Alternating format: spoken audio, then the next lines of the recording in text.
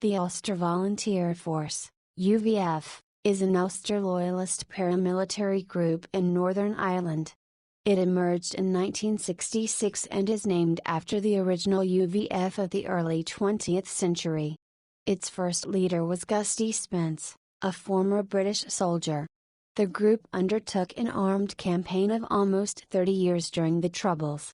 It declared a ceasefire in 1994 and officially ended its campaign in 2007, although some of its members have continued to engage in violence. The group is classified as a terrorist organization by the United Kingdom, Republic of Ireland and United States. The UVF's declared goals were to combat Irish republicanism, particularly the Irish Republican Army, IRA, and to maintain Northern Ireland's status as part of the United Kingdom. It was responsible for at least 500 deaths. The vast majority, more than two-thirds, of its victims were Irish Catholic civilians, who were often targeted at random. During the conflict, its deadliest attack in Northern Ireland was the 1971 McGurk's Bar bombing, which killed 15 civilians. The group also carried out attacks in the Republic of Ireland from 1969 onward. The biggest of these was the 1974 Dublin and Monahan bombings, which killed 34 civilians, making it the deadliest terrorist attack of the conflict. The no-warning car bombings had been carried out by units from the Belfast and Mid-Ulster Brigades. The Mid-Ulster Brigade was also responsible for the 1975 Miami Showband killings, in which 3 members of the popular Irish cabaret band were shot dead at a bogus military checkpoint by gunmen in British Army uniforms. 2 UVF men were accidentally blown up in this attack. The UVF's last major attack was the 1994 Linolene Massacre, in which its members shot dead 6 Catholic civilians in a rural pub. Until recent years, it was noted for secrecy and a policy of limited, selective membership. The other main Loyalist paramilitary group during the conflict was the Ulster Defence Association, UTA, which had a much larger membership. Since the ceasefire, the UVF has been involved in rioting, organized crime, vigilantism and feuds with other Loyalist groups. Some members have also been orchestrating a series of racist attacks. Aim and strategy: the UVF's stated goal was to combat Irish republicanism, particularly the Provisional Irish Republican Army, IRA, and maintain Northern Ireland's status as part of the United Kingdom.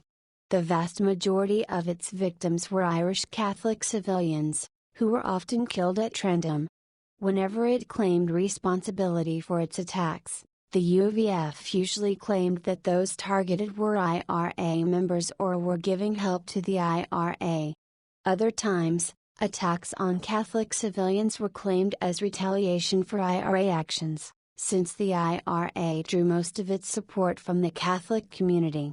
Such retaliation was seen as both collective punishment and an attempt to weaken the IRA's support. It was thought that terrorizing the Catholic community and inflicting such a death toll on it would force the IRA to end its campaign. Many retaliatory attacks on Catholics were claimed using the cover name Protestant Action Force, PAF, which first appeared in autumn 1974. They always sign their statements with the fictitious name Captain William Johnston. Like the Ulster Defence Association, UTA, the UVF's modus operandi involved assassinations, mass shootings, bombings and kidnappings. It used submachine guns, assault rifles, pistols, grenades, including homemade grenades, incendiary bombs, booby trap bombs and car bombs. Referring to its activity in the early and mid-1970s, journalist Ed Maloney described no-warning pub bombings as the UVF's forte. Members were trained in bomb making and it developed homemade explosives. In the late summer and autumn of 1973, the UVF detonated more bombs than the UTA and IRA combined, and by the time of the group's temporary ceasefire in late November it had been responsible for over 200 explosions that year. However, from 1977 bombs largely disappeared from the UVF's arsenal owing to a lack of explosives and bomb makers, plus a conscious decision to abandon their use in favor of more contained methods. The UVF did not return to regular bombings until the early 1990s when it obtained a quantity of the mining explosive Powergill. Background: since 1964, there had been a growing civil rights campaign in Northern Ireland. The Northern Ireland Civil Rights Association sought to end discrimination against Catholics by the Unionist government of Northern Ireland. In March and April 1966, Irish Republicans held parades throughout Ireland to mark the 50th anniversary of the Easter Rising. On 8 March, a group of Irish Republican Army (IRA) volunteers, acting on their own initiative, planted a bomb that destroyed Nelson's Pillar in Dublin. At the time, the IRA was weak and not engaged in armed action, but some Unionists decided that it was about to be revived and launch another campaign against Northern Ireland. In April, Ulster Loyalists led by Ian Paisley, a Protestant fundamentalist preacher, founded the Ulster Constitution Defence Committee, UCDC. It set up a paramilitary-style wing called the Ulster Protestant Volunteers, UPV. The Paisleyites set out to stymie the civil rights movement and oust Terence O'Neill, Prime Minister of Northern Ireland. Although O'Neill was a Unionist, they saw him as being too soft on the civil rights movement and too friendly with the Republic of Ireland. There was to be much overlap in membership between the UCDC/UPV and the UVF. Beginnings: on 7 May. Loyalists patrol-bombed a Catholic-owned pub in the Loyalist Shenko area of Belfast. Fire engulfed the house next door, badly burning the elderly Protestant widow who lived there. She died of her injuries on 27 June. The group called itself the Ulster Volunteer Force, UVF, after the original UVF of the early 20th century. It was led by Gusty Spence, a former British soldier. Spence claimed that he was approached in 1965 by two men, one of whom was an Ulster Unionist Party MP, who told him that the UVF was to be re-established and that he was to have responsibility for the Shenko. On 21 May, the group issued a statement: "From this day, we declare war against the Irish Republican Army and its splinter groups.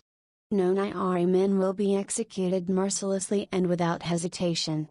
Less extreme measures will be taken against anyone sheltering or helping them, but if they persist in giving them aid, then more extreme methods will be adopted.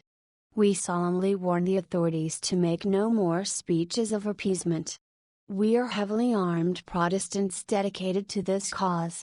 On 27 May, Spence sent 4 UVF members to kill IRA volunteer Leo Martin, who lived in Belfast. Unable to find their target, the men drove around the Falls district in search of a Catholic. They shot John Scullion, a Catholic civilian, as he walked home. He died of his wounds on 11 June. Spence later wrote, "At the time, the attitude was that if you couldn't get an IRA man you should shoot it. He's your last resort." On 26 June, the group shot dead a Catholic civilian and wounded 2 others as they left a pub on Malvern Street, Belfast. 2 days later, the government of Northern Ireland declared the UVF illegal. The shootings led to Spence being arrested and sentenced to life imprisonment with a recommended minimum sentence of 20 years. Spence appointed Samuel McClelland as UVF Chief of Staff in his stead. Violence escalates. By 1969, the Catholic civil rights movement had escalated its protest campaign, and O'Neill had promised them some concessions. In March and April that year, UVF and UPV members bombed water and electricity installations in Northern Ireland, blaming them on the dormant IRA and elements of the civil rights movement. Some of them left much of Belfast without power and water. The Loyalists intended to force a crisis which would so undermine confidence in O'Neill's ability to maintain law and order that he would be obliged to resign. There were bombings on 30th of March, 4 April, 20th of April, 24 April and 26 April. All were widely blamed on the IRA, and British soldiers were sent to guard installations. Unionist support for O'Neill waned, and on 28 April he resigned as Prime Minister. On August 12, 1969, the Battle of the Bogside began in Derry. This was a large, three-day riot between Irish nationalists and the police, RUC. In response to events in Derry, nationalists held protests throughout Northern Ireland, some of which became violent. In Belfast, Loyalists responded by attacking nationalist districts. 8 people were shot dead and hundreds were injured. Scores of houses and businesses were burnt out, most of them owned by Catholics. The British Army were deployed on the streets of Northern Ireland. The Irish Army set up field hospitals near the border. Thousands of families, mostly Catholics, were forced to flee their homes and refugee camps were set up in the Republic of Ireland. On 12 October, a Loyalist protest in the Shenko became violent. During the riot, UVF members shot dead RUC officer Victor Arbuckle. He was the first RUC officer to be killed during the Troubles. The UVF had launched its first attack in the Republic of Ireland on August 5, 1969. When it bombed their television centre in Dublin. There were further attacks in the Republic between October and December 1969. In October, UVF and UPV member Thomas McDowell was killed by the bomb he was planting at Ballyshannon Power Station. The UVF stated that the attempted attack was a protest against the Irish Army units still massed on the border in County Donegal. In December, the UVF detonated a car bomb near the Garda Central Detective Bureau and Telephone Exchange headquarters in Dublin. The early to mid-1970s, in January 1970, the UVF began bombing Catholic-owned businesses in Protestant areas of Belfast. It issued a statement vowing to remove Republican elements from Loyalist areas and stop them reaping financial benefit therefrom. During 1970, 42 Catholic-owned licensed premises in Protestant areas were bombed. Catholic churches were also attacked. In February it began to target critics of militant loyalism. The homes of MPs Austin Currie, Sheila Monahan, Richard Ferguson and Anne Dixon were attacked with improvised bombs. It also continued its attacks in the Republic of Ireland, bombing the Dublin-Belfast railway line, an electricity substation, a radio mast, and Irish nationalist monuments. In December 1969 the IRA had split into the Provisional IRA and Official IRA. In 1971 they ramped up their activity against the British Army and RUC. The first British soldier to be killed by the Provisional IRA died in February 1971. That year, a string of tit-for-tat pub bombings began in Belfast. 43. This came to a climax on 4 December, when the UVF bombed McGurk's Bar, a Catholic-owned pub in Belfast. 15 Catholic civilians were killed and 17 wounded. It was the UVF's deadliest attack in Northern Ireland, and the deadliest attack in Belfast during the Troubles. The following year, 1972, was the most violent of the Troubles. Along with the newly formed Ulster Defence Association, UDA, the UVF began carrying out gun attacks on random Catholic civilians and using car bombs to attack Catholic-owned pubs. It would continue these tactics for the rest of its campaign. On October 23, 1972, the UVF carried out an armed raid against Kings Park Camp, a UDR/Territorial Army depot in Lurgan. They managed to procure a large cache of weapons and ammunition including L1A1 self-loading rifles, Browning pistols, and Sterling submachine guns. 20 tons of ammonium nitrate was also stolen from the Belfast docks. The UVF launched further attacks in the Republic of Ireland during December 1972 and January 1973, when it detonated 3 car bombs in Dublin and 1 in Belturbet, killing 5 civilians. It would attack the Republic again in May 1974, during the 2-week Ulster Workers' Council strike. This was a general strike in protest against the Sunningdale Agreement, which meant sharing political power with Irish nationalists and the Republic having more involvement in Northern Ireland. Along with the UTA, it helped to enforce the strike by blocking roads, intimidating workers, and shutting any businesses that opened. On 17 May, 2 UVF units from the Belfast and Mid-Ulster Brigades detonated 4 car bombs in Dublin and Monahan. 33 people were killed and almost 300 injured. It was the deadliest attack of the Troubles. There are various credible allegations that elements of the British security forces colluded with the UVF in the bombings. The Irish Parliament's Joint Committee on Justice called the bombings an act of international terrorism involving the British security forces. Both the UVF and the British government have denied the claims.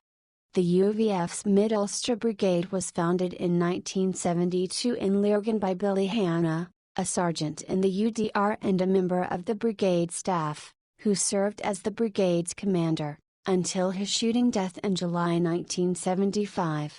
From that time until the early 1990s, the Mid-Ulster Brigade was led by Robin the Jackal Jackson, who then passed the leadership to Billy Wright. Hanna and Jackson have both been implicated by journalist Joe Tiernan, and RUC Special Patrol Group, SPG, Officer John Weir as having led one of the units that bombed Dublin. Jackson was allegedly the hitman who shot Hanna dead outside his home in Lurgan.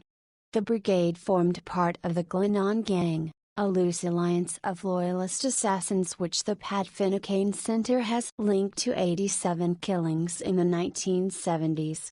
The gang comprised, in addition to the UVF, rogue elements of the UDR, RUC, SPG, and the regular army, all acting allegedly under the direction of the British Intelligence Corps and RUC Special Branch. Mid to late 1970s, in 1974, hardliners staged a coup and took over the brigade staff. This resulted in a lethal increase in sectarian killings and internecine feuding with both the UTA and within the UVF itself. Some of the new brigade staff members bore nicknames such as Big Dog and Smudger. Beginning in 1975, recruitment to the UVF, which until then had been solely by invitation, was now left to the discretion of local units. The UVF's Mid-Ulster Brigade carried out further attacks during this same period. These included the Miami Showband killings of July 31, 1975, when 3 members of the popular Showband were killed, having been stopped at a fake British Army checkpoint outside of Newry in County Down. 2 members of the group survived the attack and later testified against those responsible. 2 UVF members, Harris Boyle and Wesley Somerville, were accidentally killed by their own bomb while carrying out this attack. 2 of those later convicted, James McDowell and Thomas Crozier, were also serving members of the Ulster Defence Regiment, UDR, a part-time, locally recruited regiment of the British Army. From late 1975 to mid-1977, a unit of the UVF dubbed the Shenko Butchers, a group of UVF men based on Belfast's Shankill Road, carried out a series of sectarian murders of Catholic civilians. 6 of the victims were abducted at random, then beaten and tortured before having their throats slashed. This gang was led by Lenny Murphy. He was shot dead by the IRA in November 1982, 4 months after his release from the Maze prison. The group had been proscribed in July 1966, but this ban was lifted on April 4, 1974 by Merlin Rees, Secretary of State for Northern Ireland, in an effort to bring the UVF into the democratic process. 1954, a political wing was formed in June 1974, the Volunteer Political Party led by UVF Chief of Staff Ken Gibson, which contested West Belfast in the October 1974 general election, polling 2,690 votes, 6%. However, the UVF spurned the government efforts and continued killing. Colin Wallace, part of the intelligence apparatus of the British Army, asserted in an internal memo in 1975 that MI6 and RUC Special Branch formed a pseudo-gang within the UVF, designed to engage in violence and to subvert the tentative moves of some in the UVF towards the political process. Captain Robert Nyrak of 14 Intelligence Company was alleged to have been involved in many acts of UVF violence. The UVF was banned again on October 3, 1975, and 2 days later 26 suspected UVF members were arrested in a series of raids. The men were tried and in March 1977 were sentenced to an average of 25 years each. In October 1975, after staging a counter-coup, the brigade staff acquired a new leadership of moderates with Tommy West serving as the chief of staff. These men had overthrown the hawkish officers, who had called for a big push, which meant an increase in violent attacks, earlier in the same month. The UVF was behind the deaths of 7 civilians in a series of attacks on 2 October. The Hawks had been ousted by those in the UVF who were unhappy with their political and military strategy. The new brigade staff's aim was to carry out attacks against known Republicans rather than Catholic civilians. This was endorsed by Gusty Spence, who issued a statement asking all UVF volunteers to support the new regime. The UVF's activities in the last years of the decade were increasingly being curtailed by the number of UVF members who were sent to prison. The number of killings in Northern Ireland had decreased from around 300 per year between 1973 and 1976 to just under 100 in the years 1977 to 1981. In 1976, Tommy West was replaced with Mr. F, who is alleged to be John Bunter Graham, who remains the incumbent Chief of Staff to date. West died in 1980. On February 17, 1979, the UVF carried out its only major attack in Scotland, when its members bombed 2 pubs in Glasgow frequented by Irish Scots Catholics. Both pubs were wrecked and a number of people were wounded. It claimed the pubs were used for Republican fundraising. In June, 9 UVF members were convicted of the attacks. The early to mid-1980s, in the 1980s, the UVF was greatly reduced by a series of police informers. The damage from security service informers started in 1983 with Supergas Joseph Bennet's information, which led to the arrest of 14 senior figures. In 1984, the UVF attempted to kill the northern editor of the Sunday World, Jim Campbell, after he had exposed the paramilitary activities of Mid-Ulster Brigadier Robin Jackson. By the mid-1980s, another Loyalist paramilitary-style organization called Ulster Resistance was formed on November 10, 1986. The initial aim of Ulster Resistance was to bring an end to the Anglo-Irish Agreement. Loyalists were successful in importing arms into Northern Ireland. The weapons were Palestine Liberation Organization arms captured by the Israelis and sold to Armscor, the South African state-owned company which, in defiance of a 1977 United Nations arms embargo, set about making South Africa self-sufficient in military hardware. The arms were divided between the UVF, the UTA, the largest Loyalist group, and Ulster Resistance. The arms are thought to have consisted of 200 Czechoslovak CVC, 58 assault rifles, 90 Browning pistols, 500 RGD-5 fragmentation grenades, 30,000 rounds of ammunition and 12 RPG-7 rocket launchers and 150 warheads. The UVF used this new infusion of arms to escalate their campaign of sectarian assassinations. This era also saw a more widespread targeting on the UVF's part of IRA and Sinn Féin members, beginning with the killing of senior IRA member Larry Marley 67, and a failed attempt on the life of a leading Republican which left 3 Catholic civilians dead. The late 1980s and early 1990s see also, Provisional IRA Campaign 1969 to 1997 Section Loyalists and the IRA, Killing and Reprisals. The UVF also attacked Republican paramilitaries and political activists. These attacks were stepped up in the late 1980s and early 1990s. The largest death toll was in the March 3, 1991 Coppa killings, when they killed IRA members John Quinn, Dwayne O'Donnell and Malcolm Nugent, and civilian Thomas Armstrong.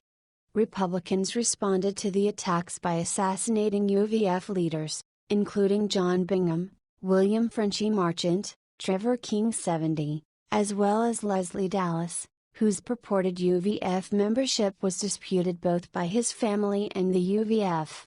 The UVF also killed senior Republicans James Burns, Liam Ryan and Larry Marley.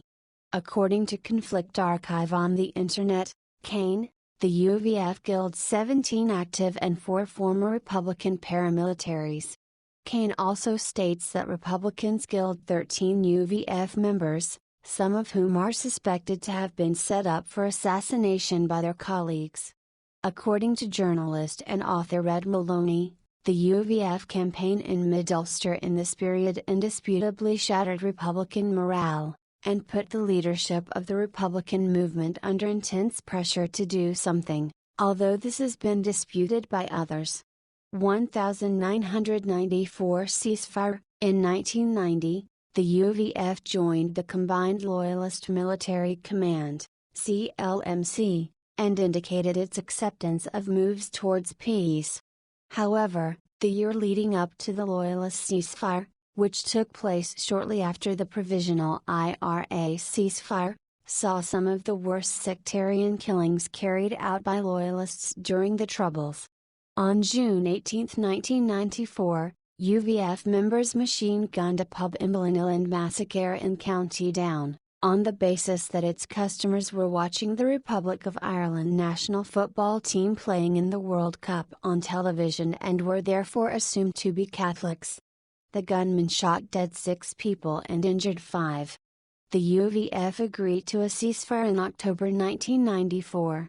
Post-ceasefire activities, 1994 to 2005, more militant members of the UVF who disagreed with the ceasefire, broke away to form the Loyalist Volunteer Force, LVF, led by Billy Wright. This development came soon after the UVF's brigade staff in Belfast had stood down Wright and the Portadown unit of the Mid-Ulster Brigade, on August 2, 1996, for the killing of a Catholic taxi driver near Lurgan during Drumcree disturbances. There followed years of violence between the two organizations. In January 2000 UVF Mid-Ulster Brigadier Richard Jameson was shot dead by a LVF gunman, which led to an escalation of the UVF/LVF feud. The UVF was also clashing with the UTA in the summer of 2000. The feud with the UTA ended in December following 7 deaths.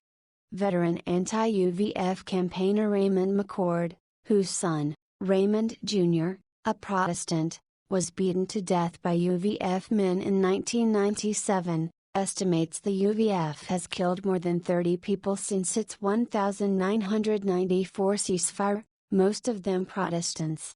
Citation needed. The feud between the UVF and the LVF erupted again in the summer of 2005.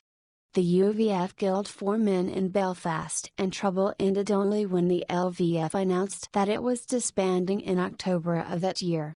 On September 14, 2005, following serious Loyalist rioting during which dozens of shots were fired at riot police, the Northern Ireland Secretary Peter Hain announced that the British government no longer recognised the UVF ceasefire. 2006 to 2010. On February 12, 2006, The Observer reported that the UVF was to disband by the end of 2006. The newspaper also reported that the group refused to decommission its weapons. On September 2, 2006, BBC News reported the UVF may be intending to re-enter dialogue with the Independent International Commission on Decommissioning, with a view to decommissioning of their weapons. This move comes as the organization holds high-level discussions about their future. On May 3, 2007, following recent negotiations between the Progressive Unionist Party, PUP, and Irish Taoiseach Bertie Ahern and with Police Service of Northern Ireland, PSNI, Chief Constable Sir Hugh Ward, the UVF made a statement that they would transform to a non-military, civilianized organization. This was to take effect from midnight. They also stated that they would retain their weaponry but put them beyond reach of normal volunteers. Their weapons stockpiles are to be retained under the watch of the UVF leadership. In January 2008, the UVF was accused of involvement in vigilante action against alleged criminals in Belfast. In 2008, a Loyalist splinter group calling itself the Real UVF emerged briefly to make threats against Sinn Féin and Company Fermanagh. In the 20th IMC report, the group was said to be continuing to put its weapons beyond reach, in the group's own words, to downsize, and reduce the criminality of the group. The report added that individuals, some current and some former members, in the group have, without the orders from above, continued to localized recruitment, and although some continue to try and acquire weapons, including a senior member, most forms of crime had fallen, including shootings and assaults. The group concluded a general acceptance of the need to decommission, though there was no conclusive proof of moves towards this end. In June 2009, the UVF formally decommissioned their weapons in front of independent witnesses as a formal statement of decommissioning was read by Dawn Purvis and Billy Hutchinson. The II confirmed that substantial quantities of firearms, ammunition, explosives and explosive devices had been decommissioned and that for the UVF and RHC, decommissioning had been completed. 2010 present. On May 30, 2010, however, the UVF was believed to have carried out the shotgun killing of expelled RHC member Bobby Moffat on the Shenko Road in broad daylight. The shooting raised questions over the future of the PUP. On 25 October 26, 2010, the UVF was involved in rioting and disturbances in the Ratgool area of Newtown Abbey with UVF gunmen seen on the streets at the time. On May 28, 2010, the UVF was severely criticized over the murder of Moffat. The Independent Monitoring Commission was highly critical of the leadership for having condoned and even sanctioned the attack, in contrast to praise bestowed on the brigade staff for a moderating influence during the marching season. The Progressive Unionist Party's condemnation, and Dawn Purvis and other leaders' resignations as a response to the Moffat shooting, were also noted. 11 months later, a 40-year-old man was arrested and charged with the attempted murder of the UVF's alleged second-in-command Harry Stockman, described by the media as a senior Loyalist figure. 50-year-old Stockman was stabbed more than 15 times in a supermarket in the Greater Shankill area. The attack was believed to have been linked to the Moffat killing. However, public opinion suggests that the stabbing was a personal vendetta and any connection being made to the Moffat case was simply a fictitious tale of revenge. On the night of June 20, 2011, riots involving 500 people erupted in the Short Strand area of East Belfast. They were blamed by the PSNI on members of the UVF, who also said UVF guns had been used to try to kill police officers. The UVF leader in East Belfast, who is popularly known as the Beast of the East and Ugly Doors, also known as by real name Stephen Matthews, ordered the attack on Catholic homes and a church in the Catholic enclave of the Short Strand. This was in retaliation for attacks in Loyalist homes the previous weekend and after a young girl was hit in the face with a brick by Republicans. A dissident Republican was arrested for the attempted murder of police officers in East Belfast after shots were fired upon the police. In July 2011, a UVF flag flying in Limavady was deemed legal by the PSNI after the police had received complaints about the flag from nationalist politicians. During the Belfast City Hall flag protests of 2012 to 2013, senior UVF members were confirmed to have actively been involved in orchestrating violence and rioting against the PSNI and the Alliance Party throughout Northern Ireland during the weeks of disorder. Much of the UVF's orchestration was carried out by its senior members in East Belfast, where many attacks on the PSNI and on residents of the Short Strand enclave took place. There were also reports that UVF members fired shots at police lines during a protest. The high levels of orchestration by the leadership of the East Belfast UVF, and the alleged ignored orders from the main leaders of the UVF to stop the violence has led to fears that the East Belfast UVF has now become a separate loyalist paramilitary grouping which doesn't abide by the UVF ceasefire or the Northern Ireland peace process. In October 2013, the policing board announced that the UVF was still heavily involved in gangsterism despite its ceasefire. Assistant Chief Constable Drew Harris in a statement said the UVF are subject to an organized crime investigation as an organized crime group. The UVF very clearly have involvement in drug dealing, all forms of gangsterism, serious assaults, intimidation of the community. In November 2013, after a series of shootings and acts of intimidation by the UVF, Police Federation Chairman, Terry Spence declared that the UVF ceasefire was no longer active. Spence told Radio Ulster that the UVF had been engaged in murder, attempted murder of civilians, attempted murder of police officers. They have been engaged in orchestrating violence on our streets, and it's very clear to me that they are engaged in an array of mafia-style activities. They are holding local communities to ransom,